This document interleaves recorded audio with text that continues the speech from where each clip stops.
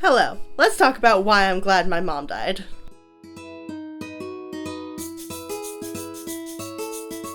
So this book came out in 2022, so about a year ago. If you're here, I assume you know who Jennette McCurdy is, but if you don't, no worries. She was a child star. She is best known for her role as Sam Puckett on the show iCarly and later on Sam and Cat. Although she's been in several other things, both in small roles and slightly larger roles, iCarly is kind of her claim to fame. In reading this book, I also learned that she had a short stint as a country singer, which was news to me. It's a memoir, meaning it's nonfiction. This book is a memoir detailing Jennette's life through her relationship with her mother. And quite frankly, it's a little disturbing and a little depressing, the relationship that particularly Jennette's mom had with Jennette.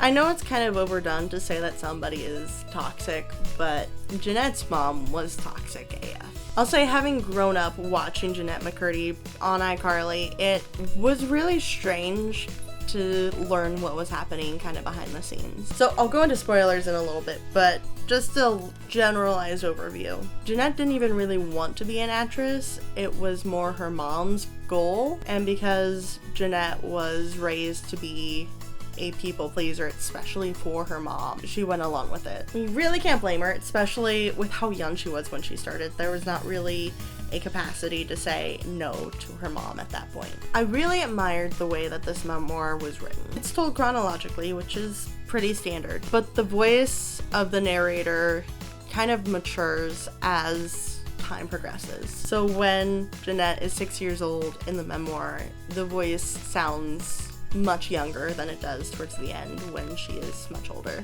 And it's done in such a subtle way that it fits kind of what's happening in the story. As a writer myself, I really appreciate that stylistic choice because it does put us in that mindset at that time. I also really appreciated that she didn't really give a hindsight judgment. So many of the moments that she shares, she could have provided extra commentary. And I feel like I was expecting commentary and nothing was ever provided. I think there's a strength in that choice because she's not morally coloring what happened to her. She doesn't need to tell us, oh, this is messed up, because we can figure that out for ourselves, which I think was really nice. If eating disorders in particular are a major trigger for you, I wouldn't recommend reading this book. I do feel like it's a really strong narrative for the damage that eating disorders cause. So I'm going to start jumping into kind of spoilery territory. If you don't want to know more than absolutely necessary about this book before you dive in, now is your chance to back out. Otherwise, let's talk a little bit deeper. I don't even know where to start. So let's just talk for a minute about the sheer amount of emotional manipulation that this mother put on a literal child. As an adult, I struggle with the concept of child stardom, especially now that we're kind of understanding how much that messes people up. But I can understand letting a child go into acting if that's what they say that they want to do. And I can understand a parent wanting to push a child to continue once they start, because I get the mentality of not wanting somebody to quit what they started. But Jennette never really had a dream of becoming an actress. And she started off doing it to make her mom happy. And basically being like, okay, I'll give it a shot, because her mom wanted her to be an actress because her mom never had the opportunity. Which, first of all, Deborah, if you want a career as an actress, just go audition. You don't need to rely on your child for this. If you want to be an actress, figure out how to be an actress. You don't have to start as a literal child. I think the scene that hit me the hardest as far as the child stardom thing is concerned was when Jennette and her mom were in the car and Jennette said that she didn't think she wanted to be an actress anymore. And the mom just starts bawling and basically blaming Jennette for ruining her dream. Meanwhile, I'm just like, Deborah, you are a grown woman.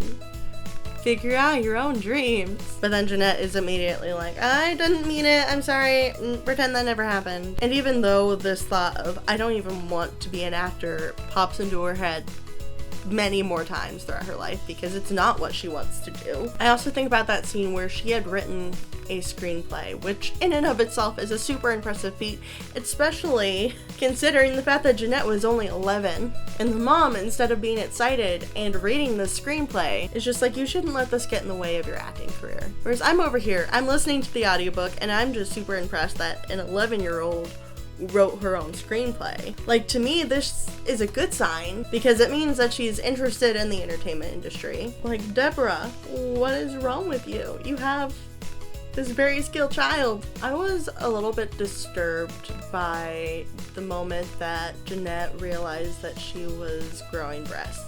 Like, first of all, the fact that she was scared that she had cancer, that kind of indicated to me that her mom never really had any talks with her about her body and what to expect as she was growing up.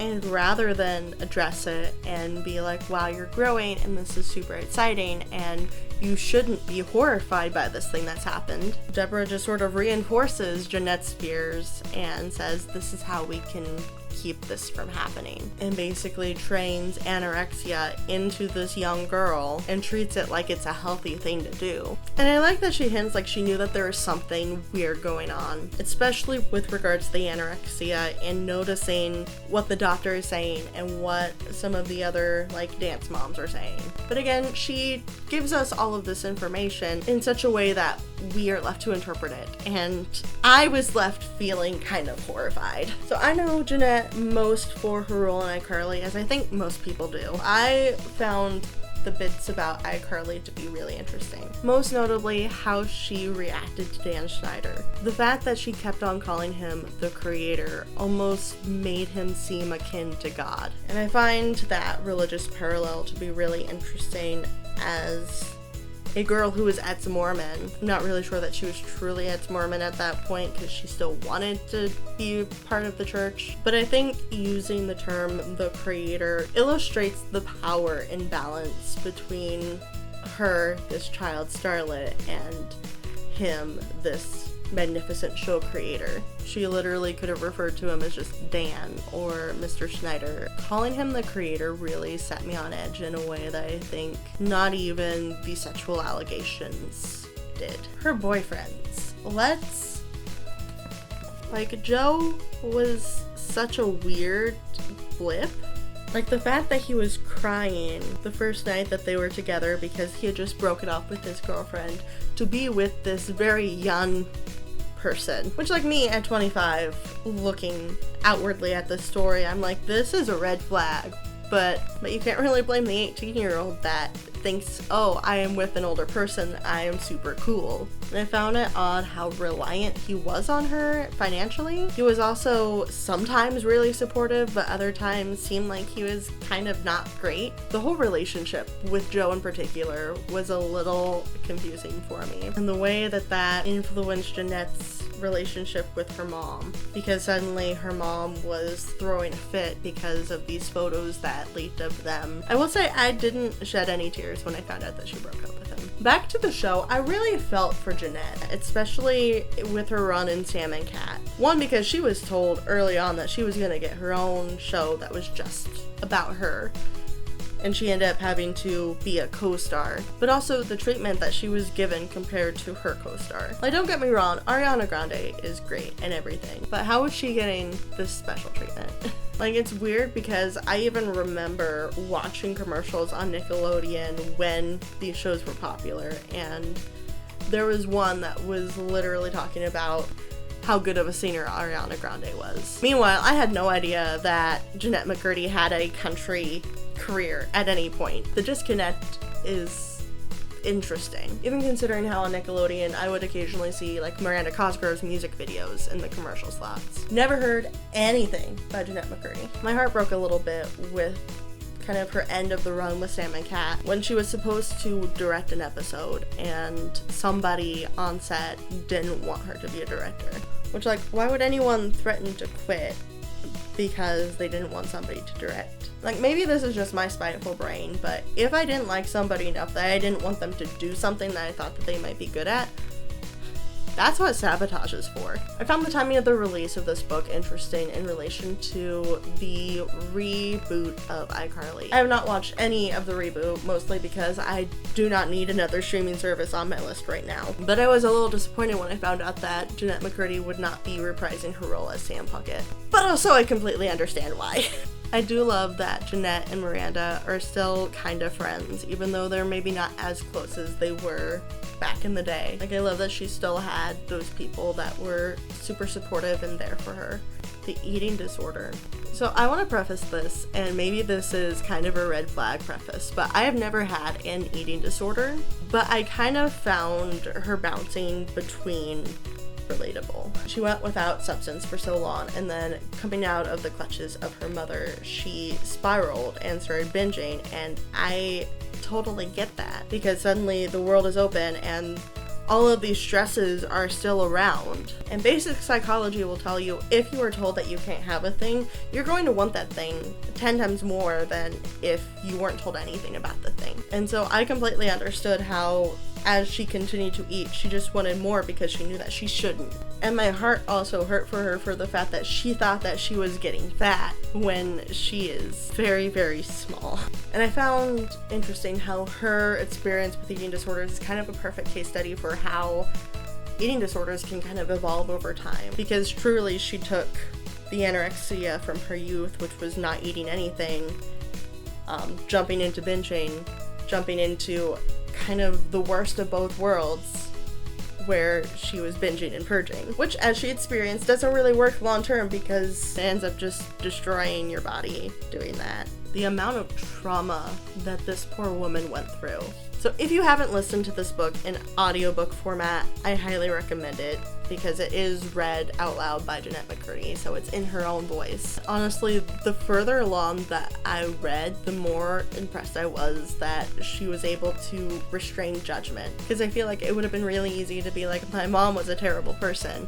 But that's not how she felt about it at the time. And it really wasn't until later, when she went into therapy, that she started to realize that the narrative of her childhood was incorrect. Maybe not necessarily incorrect, but definitely harmful. She was led to believe that she was treated well when she really, truly was not. I also appreciate that she was able to approach a lot of this with a sense of humor, because hearing all of these kind of traumatic experiences and all of this mental illness that she was experiencing makes this sound like it's gonna be a really sad, depressing read, and in times it really was. It was horrifying in moments, especially reading how her mom was still showering her well into her teens. And I think it's a sense of humor that really comes from having trauma, because I feel like somebody that hasn't experienced those traumas couldn't joke about it, couldn't poke fun at it in the way that somebody who has can. I really appreciated her honesty in terms of